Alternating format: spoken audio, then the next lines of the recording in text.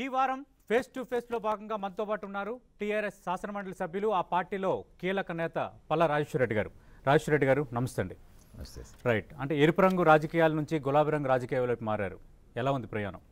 ఎరుపు రంగు రాజకీయాలు చేసినప్పుడు కూడా ఒక సిద్ధాంతం ప్రకారం వారు చెప్పిన పార్టీ ఇచ్చిన లైన్ని మాకున్న అండర్స్టాండింగ్తోని వర్క్ చేయడం జరిగింది. ఆ రోజున విద్యార్థి రంగంలో కానీ ఆ తర్వాత ప్రజారంగంలో కానీ ఎంత మేరకు ప్రజలకు మనం ఉపయోగపడతాం అనేది మాత్రమే ఉండేది. ఆ తర్వాత ఎరుపు రంగు నుంచి గులాబీ రంగు మారడానికి కారణం తెలంగాణ ఇష్యూ. ఆ తెలంగాణ ఇష్యూలో భాగంగానే ఇవాళ ఈ పార్టీ ఉన్న సిద్ధాంతాల ప్రకారం వాటి యొక్క ఏదైతే వాళ్ళు సాధించాలనుకున్నారో ఆ సాధనలో భాగంగా లక్ష్యాలు తెలంగాణ కావచ్చు, తెలంగాణ తర్వాత బంగారు తెలంగాణ కావచ్చు, ఆ లక్ష్యాలను ముద్దాడే దిశగా ఆ ప్రయాణం అనేది కొనసాగుతున్నది. అంటే విద్యావేత్తగా ఉన్న రాజేశ్వర్ రెడ్డి రాజకీయాల వైపు మక్కువ ఎందుకు పెంచుకున్నారు? అసలు రాజకీయాలపై ఆసక్తి ఎందుకు కలిగింది? విద్యార్థి రంగంలో ఉన్నప్పటి నుండి రాజకీయాల్లో ఉండేవాళ్ళం. ఆ రోజున స్టూడెంట్స్ ఫెడరేషన్ ఆఫ్ ఇండియా ఆర్గనైజేషన్లో ఉండేవాళ్ళం. ఆ తర్వాత విద్యారంగంలో ప్రైవేటేషన్ వద్దనుకున్నాం, కానీ ప్రైవేటేషన్ అనేది ఆర్డర్ ఆఫ్ ద డే అయినప్పుడు ఖచ్చితంగా వెళ్లాల్సి వచ్చింది. ఆ విద్యారంగంలో ఉన్నప్పుడే నేను ఉస్మాన్ యూనివర్సిటీలో కానీ తదితర భాగాల్లో జరుగుతున్న ఉద్యమాల్లో తప్పనిసరిగా పార్టిసిపేట్ చేయాల్సి వచ్చింది. అందులో భాగంగానే జైలుకు వెళ్లాల్సి వచ్చింది. తదనంతరం ఇవాళ తెలంగాణ తేవడానికి కారణమైన టీఆర్ఎస్ పార్టీలో యాక్టివ్గా పనిచేయడం కోసం చేయడం జరిగింది. కాబట్టి విద్యారంగం అనేది సొసైటీలో భాగంగానే ఉన్నది. కాబట్టి విద్యారంగంలో నీ పని నువ్వు చేసుకుంటూనే ఎక్కువ మొత్తంలో నీ పని చేయడానికి, సమాజానికి ఉపయోగపడడానికి కావాల్సిన రాజకీయాల్లో మొదటి నుండి ఉన్న ఇంట్రెస్ట్ ప్రకారమే ఇవాళ చేయడం జరిగింది. పల్లా రాజేశ్వర రెడ్డి గారు అంటే అతి తక్కువ కాలంలో ముఖ్యమంత్రి కేసీఆర్కు అత్యంత విశ్వసనీయమైన వ్యక్తిగా ఎలా మారారు? వారు ఇచ్చిన పని చేసుకుంటూ పోవడం. ఆ రోజున నల్గొండ ఎంపీలో పోటీ చేస్తున్నప్పుడు నా పని విధానం చూశారు. ఆ తర్వాత ఆర్గనైజేషన్లో కానీ లేకపోతే సిస్టమేటిక్గా మా యొక్క పనిని ఏ పనిని కానీ దాన్ని చేసిన దాని విధానం చూసి తను నచ్చి ఉంటుంది. ఆ తర్వాత మెంబర్షిప్ అనేది యాక్టివిటీ ఇచ్చారు. ఆ మెంబర్షిప్ రాష్ట్ర వ్యాప్తంగా టీఆర్ఎస్ మెంబర్షిప్ యాక్టివిటీని చేసుకోవడం, దాన్ని ఆన్లైన్ చేసుకోవడం, ఇన్సూరెన్స్ చేసుకోవడం, దాన్ని సిస్టమేటిక్గా చేస్తున్నప్పుడు ఆ క్రమంలో కూడా మన యొక్క పనితనాన్ని చూశారు. కాబట్టి ఒక పని తర్వాత ఒక పని ఇస్తున్నప్పుడు దాన్ని చిత్తశుద్ధితో కరెక్ట్గా చేస్తున్నప్పుడు తనకు విశ్వాసం కలిగి ఉంటుంది. అంటే పల్లా రాజేశ్వర రెడ్డిలో సీఎం కేసీఆర్కు ప్రత్యేకంగా ఏం నచ్చిందని? నాకు తెలిసినంత వరకు ఒకటి విశ్వసనీయత, రెండోది ఆర్గనైజేషన్ కేపబిలిటీస్. జనరల్గా రాజకీయాల్లో ఇంట్రెస్ట్ కూడా ఒక పని ఇచ్చినప్పుడు చేయడంతో పాటు దాన్ని ఆస్వాదిస్తూ చేయడం, ప్యాషన్గా ఫీల్ అయ్యి. ముఖ్యంగా ఎప్పుడు కానీ ముఖ్యమంత్రి కేసీఆర్ గారు చెప్తుంటారు, నువ్వు ఏ పని చేసినా కూడా ఖచ్చితంగా దాన్ని నువ్వు అంటే ఆస్వాదించే విధంగా ఉండాలి.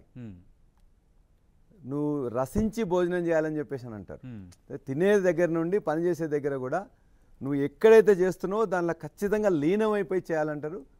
అది మొదటి నుండి నాకున్న అలవాటు. అందులో ముఖ్యమంత్రి గారు చెప్పింది కాబట్టి ఇంకా ఖచ్చితంగా ఏ పని ఇచ్చినా కూడా అది సమయం అని లేకపోతే ఇంకోటని ఏ ప్రాబ్లం లేకుండా దాన్ని ఖచ్చితంగా వచ్చిన అడ్డంకులు అన్నింటినీ అధిగమించి పనిచేయడం అనేది అలవాటు. అంటే మనం చూసాం కొంగరకలన్ సభ నుంచి ఏ సభ నిర్వహణ కావాలన్నా పల్లా రాజేశ్వర రెడ్డి పేరు వినిపిస్తుంది. అసంతృప్తులను చల్లార్చాలన్నా పల్లా రాజేశ్వర రెడ్డి పేరు వినిపిస్తుంది. నాలాంటి వాళ్ళు చాలామంది ఉన్నారు టీఆర్ఎస్ పార్టీలో. నాకు కూడా సమయానుకూలంగా నేను నాకున్న సమయాన్ని బట్టేసి లేకపోతే పార్టీకి ఉన్న అవసరాన్ని బట్టేసి ఆ యొక్క పని విభజన జరుగుతుంటుంది, పని అలొకేషన్ జరుగుతుంటుంది. అలా కొంగరకలాన్ సభ కూడా అది అతి తక్కువ సమయంలో చేయాలనుకున్నప్పుడు అందులో కేటీఆర్ గారు చూశారు. మిగతా అక్కడ ఉన్న వాళ్ళందరినీ కోఆర్డినేట్ చేసుకునే భాగంగా నాకు ఆ బాధ్యత అనేది ఇచ్చారు. అతి తక్కువ సమయం ఉన్నది, ఎక్కువగా ఆర్గనైజేషన్ చేస్తున్న పాటు అందరినీ కోఆర్డినేట్ చేసుకుంటారనే ఉద్దేశంతో ఒక ముఖ్యమైన బాధ్యత ఇవ్వడం జరిగింది. అసంతృప్తుల విషయాలకు వస్తున్నప్పుడు ఎక్కడెక్కడ నాకుండే సార్ యొక్క ఆలోచనని నేను ఖచ్చితంగా చూస్తున్నా కాబట్టి ఖచ్చితంగా టికెట్లు అయిపోయినాయి, ఇప్పుడు మళ్ళీ మార్చే అవకాశం లేనప్పుడు వాళ్ళందరినీ ఖచ్చితంగా ఎవరో ఒకరు చేయాలి. కాబట్టి ముఖ్యమంత్రి గారికి దగ్గర ఉంటా కాబట్టి వాళ్ళందరితో నాకు కొంత అనుబంధం ఉన్నది కాబట్టి ఉన్న వాళ్ళందరితో మాట్లాడడం, మిగతా అందరూ అనేక మంది చేస్తున్నారు. ఏ జిల్లాలో అయితే ఇబ్బందులు ఉన్నాయో ఆ జిల్లాలో ఆ మంత్రులు, ఆ పర్టికులర్ ఎమ్మెల్యేలు కూడా చూస్తున్నారు. పైనుండి రాష్ట్ర పార్టీలో నేను లింక్ అయి ఉన్నా కాబట్టి, జనరల్ సెక్రటరీగా ముఖ్యమంత్రి గారితో లింక్ అయి ఉన్నా కాబట్టి రాష్ట్ర పార్టీ నుంచి కూడా ఎక్కడైతే అవసరమైతే అక్కడ బాధ్యత ఇస్తే ఆ బాధ్యతను నెరవేర్చాల్సి వస్తుంది. అంటే ప్రకటించిన 105 మంది అభ్యర్థుల్లో ఎన్నికల తేదీ నాటికి ఎవరు మారని పల్లా రాజేశ్వర రెడ్డి గంటాపదంగా చెప్పగలరా? 100% ఎవరిని కూడా మార్చేది లేదు. 3 వారాలు అయిపోయింది. ప్రతి ఎమ్మెల్యే అభ్యర్థి కూడా ఇవాళ తమ తమ నియోజకవర్గాల్లో, గ్రామాల్లో, మండలాల్లో మీటింగ్స్ పెట్టుకొని ప్రజల క్షేత్రంలో ఉన్నారు. వారికి కావాల్సిన మొత్తం మెటీరియల్ కూడా నేను చూశారు. ప్రచార సామగ్రి కూడా మేము అందించాం. మొత్తం కాన్స్టిట్యున్సీలలో మండల మీటింగ్లు అయిపోయినాయి. అక్కడక్కడ వచ్చిన అసంతృప్తులు అన్నింటిని కూడా ఆల్మోస్ట్ 95% మొత్తం కూడా సెట్ అయింది. ఒక 4-5% ఉన్నట్లయితే ఇంకో 2-3 రోజుల్లో కంప్లీట్గా, అంటే వాళ్ళు ఎవరైతే అసంతృప్తి ఫీల్ అవుతున్నారో వాళ్ళే ఆ యొక్క క్యాండిడేట్ని భుజాన్ని వేసుకొని పోయే పరిస్థితి ఇవాళ నెలకొని ఉంది. అంటే మహాకూటమి అభ్యర్థులు అనౌన్స్ అయినంత వరకు సీఎం వేచి చూస్తున్నారు. అటు కాంగ్రెస్, టీడీపీ, సిపిఐ, టీజేఎస్ వీళ్ళతో కూడిన మహాకూటమి అభ్యర్థులు ఖరారు అయిన తర్వాత ఖచ్చితంగా ఈ 105 మందిలో కొందరికి మార్పులు ఉండొచ్చు, లేదంటే బీఫామ్లు కొందరికి అందకపోవచ్చు. ఈ ప్రచారం పొలిటికల్ సర్కిల్స్లో కొంత జరుగుతుంది. ఒకటి, మహాకూటమి అనేదే ఒక అపవిత్ర కూటమి, ఒక అన్యాయమైన కూటమి, ఒక ప్రజలకు వ్యతిరేకమైనది, తెలంగాణకు వ్యతిరేకమైన కూటమి. ఎందుకంటే తెలంగాణను 7 మండలాలు గుంజుకుంటున్నప్పుడు తెలంగాణ రాకుండా ఉండడానికి తెలుగుదేశం ఎంత కృషి చేసిందో, తెలంగాణ వచ్చిన తర్వాత 7 మండలాలు తీసుకున్నది వాళ్ళే, సీలేర్ ప్రాజెక్టు తీసుకున్నది వాళ్ళే, కృష్ణా గోదావరి నదుల మీద మన వాటాన్ని ఇప్పటిదాకా కూడా వ్యతిరేకిస్తూ నిత్యం కోర్టులో కేసులు వేస్తున్నది వాళ్ళే. అదేవిధంగా కృష్ణపట్నంలో వాటా కానీ మిగతా చోట్ల ఎక్కడెక్కడ వాటా రావాల్సిన కరెంట్లో దాన్ని ఇవ్వకుండా అడ్డుపడినది తెలుగుదేశం. వాళ్ళతోని పొత్తు అంటేనే ఇవాళ అనేక మంది కూడా చాలా అసహించుకుంటున్నారు, ఇబ్బంది పడుతున్నారు. వాళ్ళందరినీ తరిమి కొట్టడానికి ఇప్పటికే ఆల్మోస్ట్ 2-3% దిగజారిన తెలుగుదేశం పార్టీని పూర్తిగా సమాప్తి చేయడానికి అనేది ప్రజలు సిద్ధంగా ఉన్నారు. కాబట్టి ఆ మహాకూటమి అనేదే చిత్కారాలకు గురవుతుంటే ఆ మహాకూటమి క్యాండిడేట్స్ కోసం ఎవరు ఎదురు చూస్తారు? కాబట్టి మహాకూటమి క్యాండిడేట్స్ వచ్చినా, ఇంకొక కూటమి క్యాండిడేట్స్ వచ్చినా మా 105 మంది అభ్యర్థులు అలానే ఉంటారు. వాళ్ళు ఖచ్చితంగా విజయ సాధనకు దూసుకుపోతున్నారు. అంటే టీఆర్ఎస్ తన ప్రయోజనాల కోసం ఒక నీతి, వేరొకరు ప్రయోజనాల కోసం ఆలోచిస్తే మరో నీతిలా చూస్తుంది. మాకో నీత, వారికో నీత. అంటే మీరు ఆల్రెడీ 2009లో మహాకూటమిని ఇదే తెలుగుదేశం పార్టీతో కలిసి ముందుకు వెళ్ళారు. ఇప్పుడు మహాకూటమి అంటూ టీడీపీని మేము కలుపుకుంటే అందులో వచ్చే తప్పేంటి? ఇది కాంగ్రెస్ వైపు నుంచి వస్తుంది. టీఆర్ఎస్ పార్టీ ఉద్యమ పార్టీ ఉన్నప్పుడు అనేక ఎత్తులు, పొత్తులు, చిత్తులు అన్నీ చేసింది. రాజీనామాలను కూడా ఒక గడ్డి పరకలాగా భావించి బయట విసిరేసింది. 2004లో కాంగ్రెస్ పార్టీని కలుపుకున్న ఆ కాంగ్రెస్ పార్టీతోని సోనియా గాంధీ గారితో తెలంగాణ ఇస్తామని చెప్పించింది. 2009లో తెలుగుదేశం కలుపుకున్న తెలుగుదేశం ఒక తీర్మానం చేసి నేను తెలంగాణ ఇస్తాము అని చెప్పేసే విధంగా వాళ్ళందరినీ కూడా ఒప్పించింది. కాబట్టి టీఆర్ఎస్ పార్టీతోని ఏ పొత్తైనా ఎత్తైనా ఆనాడు తెలంగాణ సాధనకు వాళ్ళందరినీ ఒప్పించిన వస్తున్నాయి. మేము 4 సీట్లు పోటీ చేసి గెలవడమా ఓడడమా తర్వాత విషయం. ప్రజలందరికీ తెలుసు కాంగ్రెస్ పార్టీని ఒప్పించింది ఒక ఎత్తుగడ. 2009లో తెలుగుదేశం పార్టీని వచ్చింది మరొక ఎత్తుగడ. పొత్తుల అనే ఎత్తుగడను ఉపయోగించుకొని వాళ్ళందరినీ చేసినాం. దాన్ని ప్రజలు కొంత ఆమోదించారు, కొంత ఆమోదించకపోవచ్చు. కానీ మేము చేసింది తెలంగాణని అందరిని అనిపించడం కోసం. ఇవాళ తెలంగాణ వ్యతిరేకుల్ని ఒక అధికారమే పరమావధిగా ఇవాళ తీసుకొని చేయడం అనేది కరెక్ట్ కాదు. మాకు అధికారం పరమావధి ఆనాడు కాదు. ఏ రోజు కూడా మేము అధికారంలోకి వచ్చిన వాళ్ళం కాదు. మా వల్ల ఇతరులు అధికారంలోకి వచ్చిండ్రు. కాంగ్రెస్ కానీ లేకపోతే తెలుగుదేశం కానీ కొన్ని సీట్లు గెలవడము, అధికారం రావడం వాళ్ళు ఉపయోగపడ్డారు. కాబట్టి ఇవాళ వాళ్ళు ఎవరైతే కాంగ్రెస్ పార్టీ కానీ వాళ్ళందరికీ ఒక్కటే, ఖచ్చితంగా నేను పవర్లోకి రావాలి కాబట్టి ఎవరినైనా కలుపుకుంటా అని చెప్పేసి చివరిగా ఏ అమరులు చెప్పారండి? ఇవాళ 2-3 సీట్ల కోసం ఇవాళ పొర్లు దండాలు పెడుతున్న కోదండరామ్ గారికి నేను అదే ప్రస్తావించబోతున్నాను. అప్పటి ఉద్యమంలో మీతో పాటు కష్టపడి మీరు ఏర్పాటు చేసిన జేఏసీకి చైర్మన్గా ఉన్న కోదండరామ్ కూడా ఇప్పుడు వాళ్ళతో అడుగులేస్తున్నారు. కోదండరామ్ గారు మొదటి నుండే తెలంగాణ వచ్చిన దగ్గర నుంచి ఒక యూటర్న్ తీసుకున్నారు. తెలంగాణ రాగానే ఖచ్చితంగా తనకు కూడా ప్రతి వాళ్ళకు కూడా ముఖ్యమంత్రి కావాలని కోరుకుంటే తప్పులేదు. రాష్ట్ర రాజకీయాల్లో మేము ఇంతకుముందు ఉద్యమ రంగంలో ఉన్నాం కాబట్టి ఇట్లా రావాలన్న వాళ్ళు ఎవరు కూడా ఒక పార్టీ పెట్టుకున్నారు, బాగున్నది.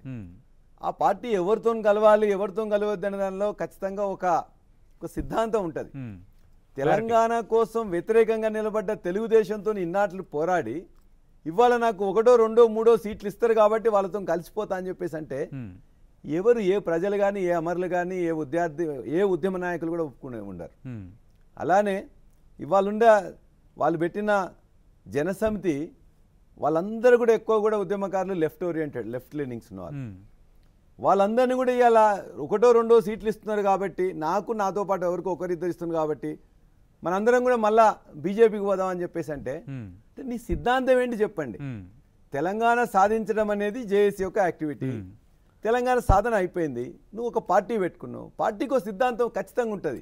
నువ్వు లెఫ్టా రైటా లేకపోతే వాళ్ళతో మహాకూటమిలోకి పోతున్నప్పుడు నాకు ఈ సిద్ధాంతం ఉన్నది, నేను ఇదని చెప్తివి, నాకు అక్కడ సీట్లు తక్కువ వస్తాయి కాబట్టి నేను ఇలా బీజేపీతో పోతానంటే, అంటే ప్రజల్ని ఎవరు ఏమనుకుంటున్నారో అర్థం కావట్లేదు. కానీ ప్రజలు చాలా తెలివైన వాళ్ళు, ఎవరు ఏం చేస్తున్నారు, అధికారం కోసం ఏ గడ్డి గరుస్తున్నారు, ఏ విధంగా ఇతరుల మీద రాళ్ళేస్తున్నారని చెప్పి చాలా ప్రజలకు క్లారిటీ ఉన్నది. కాబట్టి వచ్చే ఎన్నికల్లో మాత్రం ఖచ్చితంగా వీళ్ళందరికీ కూడా చుక్కలు చూపించడం, ప్రజలు చుక్కలు చూపించడం అనేది వాస్తవం. రైట్. పల్లా రాజేశ్వర్ రెడ్డి కేటీఆర్ వర్గమా హరీష్ వర్గమా? పల్లా రాజేశ్వర్ రెడ్డి టీఆర్ఎస్ వర్గం, కేసీఆర్ వర్గం, ఇంకే వర్గాలు అంటే వర్గాలు అయితే ఉన్నాయా మామూలుగా? ఏం లేదు, కేసీఆర్ కేంద్ర బిందువుగా, కేసీఆర్ అధ్యక్షులుగా, కేసీఆర్ ముఖ్యమంత్రిగా, కేసీఆర్ అధినాయకుడిగా, కేసీఆర్ మాత్రమే మా అందరి నాయకుడు అని చెప్పేసి టీఆర్ఎస్ పార్టీలో ఉన్న నాయకులు, కార్యకర్తలు, ప్రజలు భావిస్తున్నారు.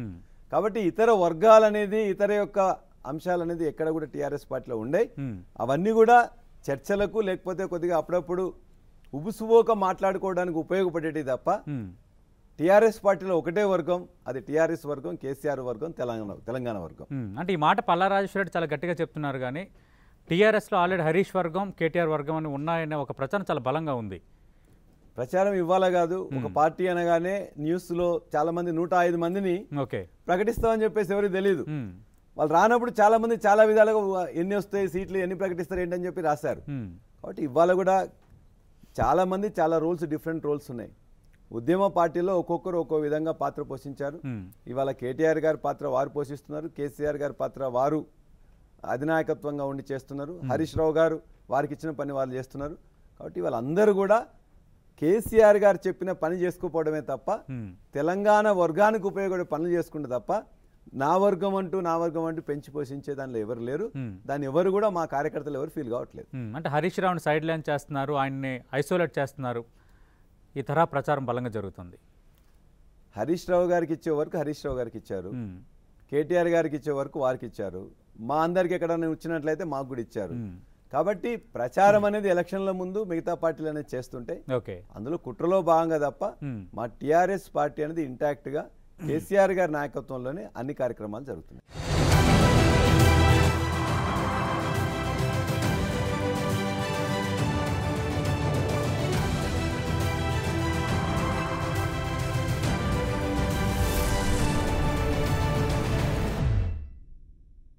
అంటే మీ పార్టీకి రాజీనామా చేసిన కొండా సురేఖ కూడా తాను హరీష్ వర్గం కాబట్టే నా మీద కక్ష కట్టారు, నేను ఇన్ని సీట్లు అడగకపోయినా అడిగారని ఒక ముద్ర వేశారు అని ఒక వ్యాఖ్య చేశారు. లేని వర్గాలని జనరల్గా వారు కాంగ్రెస్ నుండి వచ్చింది కాబట్టి కాంగ్రెస్లో వర్గాలు ఉంటాయి కాబట్టి ఇక్కడ కూడా నేను హరీష్ వర్గం అని చెప్పి ఆమెంటే అనుకోవచ్చు, తను ఉండొచ్చు. తను ఎక్కువగా హరీష్ రావు గారు అక్కడ పోయి పనిచేస్తుంది కాబట్టి లాస్ట్ 2 ఎలక్షన్స్లో, మున్సిపల్ ఎలక్షన్స్లో, ఆ తర్వాత మేయర్ ఎన్నికల కంటే ముందు జరిగిన పార్లమెంట్ ఎలక్షన్స్లో పోయినప్పుడు దాని బాధ్యత వారు తీసుకున్నారు. హరీష్ రావు గారు పక్క నియోజకవర్గం బాధ్యత కేటీఆర్ గారు తీసుకున్నారు. కాబట్టి వారితో పాటు క్లోజ్గా ఉండొచ్చు వాస్తవంగా. అదే హరీష్ రావు గారు అంతకుముందు పర్కాల ఎన్నికల్లో వీళ్ళనే ఓడించడానికి అని చెప్పి అది బాధ్యత తీసుకుని ఓడించారు. అప్పుడు వైసీపీ తరఫున పోటీ చేసింది. పోటీ చేసినప్పుడు వీరే ఇన్ఛార్జిగా, పర్కాలకు ఇన్ఛార్జిగా పోయి హరీష్ రావు గారు ఓడించారు. అది కేసీఆర్ గారు ఇచ్చిన బాధ్యత. రెండోసారి మొన్న ఎంపీగా పోయినప్పుడు ఫస్ట్ టైం వాళ్ళు కలిసినప్పుడు నిన్ను అప్పుడు ఓడించడానికి నేను వచ్చినాక అని చెప్పేసి అన్నారు. ఇవాళ కూడా అక్కడ ఉన్న ఎవరైతే పోటీదారులు ఉన్నారో వాళ్ళని ఓడించడానికి ఆ రోజున టీఆర్ఎస్ పార్టీలో ఉంది కాబట్టి ఆ నియోజకవర్గానికి వారికి ఇన్ఛార్జ్ వచ్చింది కాబట్టి వెళ్ళారు.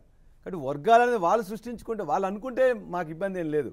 కానీ మా పార్టీలో అంటూ టీఆర్ఎస్ పార్టీలో వర్గాలు ఏం లేదు, అది వారికి కూడా తెలుసు. వారు కొద్దిగా ఓపిక పట్టినట్లయితే వారి సీటు వారికి వచ్చేది. వారు ఓపిక పట్టకుండా ముందే అక్కడికి పోయి నిన్నటిదాకా కేసీఆర్ గారు 270 కోట్ల వర్క్ ఇచ్చారు. కేసీఆర్ గారు నాకు పునర్జన్మిచ్చారు. అసలు జన్మ రాజకీయ జన్మ రాజశేఖర్ రెడ్డి ఇస్తే ఇలా పునర్జన్మ కేసీఆర్ గారు ఇచ్చిందని చెప్పేసి అనేక ఇంటర్వ్యూల్లో మనం ఇవాళ ఎక్కడ చూసుకున్నా కూడా తెలుస్తుంది. ఒకటి. రెండోది డెవలప్మెంట్ యాక్టివిటీస్లో రాజశేఖర రెడ్డి గారు ఇవ్వలేకపోయారు. మాటలు చెప్పేవారు, మంచిగా మాట్లాడేవారు, సమయం ఎక్కువ ఇచ్చేవారు, కానీ పనులు మాత్రం చేసేవారు కాదు. మాకు సంబంధించిన డెవలప్మెంట్ యాక్టివిటీస్ ఇవ్వలేదు. కానీ ఈయన కేసీఆర్ గారు 270 కోట్లు ఇచ్చిందని చెప్పేసి నిన్ననే వాళ్ళు చెప్పిందే నిన్నగా అంటే పోయే ముందు 3-4 రోజుల ముందు జరిగిన ఇంటర్వ్యూలో కూడా వాళ్ళే చెప్పారు 270 కోట్లు నాకు ఇస్తే ఏది అడుగుతా అది ఇచ్చారని చెప్పారు. కాబట్టి 4 సంవత్సరాల నుంచి కేసీఆర్ గారు అద్భుతమైన నాయకుడు, మాకు పునర్జన్మనిచ్చిన నాయకుడు.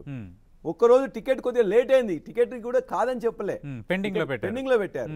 ఎందుకంటే వారే అడిగారు, మా కూతురు సుష్మితా పటేల్ భూపాలపల్లి నుండి చేస్తుంది, పర్కాల నుండి మేము చేస్తాం, ఇక్కడ నుండి కూడా చేస్తాం. మరి 3 సీట్లు అంటున్నారు, మరి ఏది సీట్లు చేస్తారు? 3 సీట్లు అడిగిన మాట వాస్తవమేనా కొండా సురేఖ? మేము చెప్పడం కాదండి, ప్రజల పేపర్లో రెగ్యులర్ గా వాళ్ళు అక్కడికి పోయి 3 సీట్లు అడగలేదని ఆమె చెప్తుంది. భూపాలపల్లిలో మేము పోటీ చేస్తామని పత్రికా ప్రకటనలు ఇచ్చారు. స్పీకర్ నియోజకవర్గంలో అనేక సార్లు ర్యాలీ చేశారు. అది అన్ని పేపర్లలో వచ్చింది, టీవీలో వచ్చింది. రెండోది పర్కాల్లో కూడా మేము ఈసారి కాంటెస్ట్ చేస్తాం, వంచనగిరి మా ఊరు కాబట్టి మేము ఇంతకుముందు ఉన్న కాన్స్టిట్యున్సీ మేము చేస్తామన్నారు. ఇక్కడ ఈస్ట్ లో మేము ప్రజెంట్ లో ఉన్నాం కాబట్టి చేస్తామని. ఇవన్నీ పత్రికల్లో పుంకాలుగా అనేక సార్లు వచ్చినాయి. వచ్చిన తర్వాతనే వాళ్ళని అడిగారు, పార్టీనే అడిగింది వారిని, నువ్వు ఎక్కడ నుంచి పోటీ చేస్తావని చెప్పేసి అడిగినప్పుడు ఎవరైతే అడుగుతారో వారికి సమాధానం చెప్పాల్సిన బాధ్యత వారి మీదనే కదా. కాబట్టి వారికి ఒకటే సీటు ఈ టీఆర్ఎస్ పార్టీ నుంచి వస్తుందనే భావించి మాకు 2 లేక 3 కావాలనే ఉద్దేశంతో వాళ్ళు బయటికి పోయింది తప్ప ఇంకా వేరే ఉద్దేశాలు ఆపాదిస్తే ఇవాళ ప్రజలందరూ కూడా చాలా తెలివైన వాళ్ళు. కాబట్టి ఖచ్చితంగా వారేంటి, కేసీఆర్ గారేంటి, టీఆర్ఎస్ పార్టీ ఏందని అందరికీ తెలుసు, మేము చెప్పాల్సిన అవసరం కూడా లేదు. రైట్. రేవంత్ రెడ్డిపై ఐటీ ఇన్కమ్ ట్యాక్స్ దాడులు రాజకీయ కుట్ర కాదంటారా? రేవంత్ రెడ్డి తనకు తాను ఎక్కువగా ఊహించుకుంటున్నారు. రేవంత్ రెడ్డి మీద ఏ చర్య చేసినా కూడా ఏదో కేసీఆర్కి లేకపోతే టీఆర్ఎస్ పార్టీకి ఆపాదించడం సరైనది కాదు. నిన్నగాక మొన్న మా టీఆర్ఎస్ ఎంపీ పొంగులేటి శ్రీనివాసరెడ్డి గారి మీద 22 ప్లేసెస్లో ఒకటే రోజు అటాక్ జరిగింది, ఐటీ రైడ్ జరిగింది.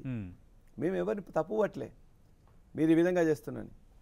అపోలో హాస్పిటల్స్ వాళ్ళకి సంబంధించిన విశ్వేశ్వరరెడ్డి గారు మా ఎంపీ, వాళ్ళకి సంబంధించిన కొండా విశ్వేశ్వరరెడ్డి గారు వారి యొక్క వాటి మీద కూడా ఆస్తుల మీద కానీ లేకపోతే సంస్థల మీద కూడా ఐటీ రైట్స్ జరిగినాయి.